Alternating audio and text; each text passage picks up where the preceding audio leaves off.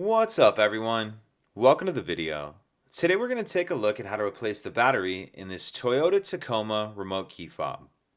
This Toyota Tacoma key fob is going to use replacement battery CR2450, and I'll put a link in the description box of this video to where you can find these replacement batteries if you're in need. So the first thing I'm going to do to change this key fob battery is remove the emergency key that's in the bottom of it.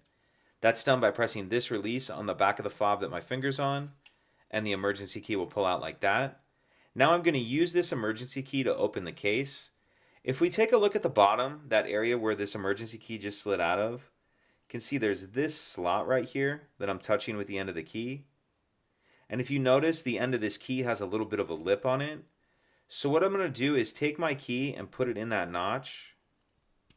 Make sure it's all the way pushed in there, like that. Then I'm just going to twist the key like I'm opening a lock.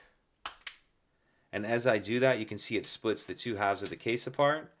Now before I open it, I'm going to make sure that the buttons are facing down, and then pull the back cover off, and we see our battery right here.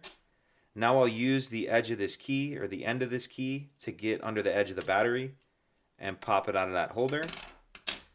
Then I'll grab my new replacement battery, and you want to make sure that you're installing your new battery with the plus side up.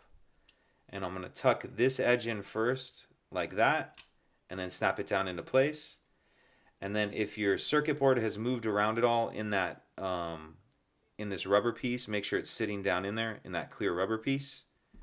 And then we can snap the two halves back together, slide our emergency key back in, and that's it.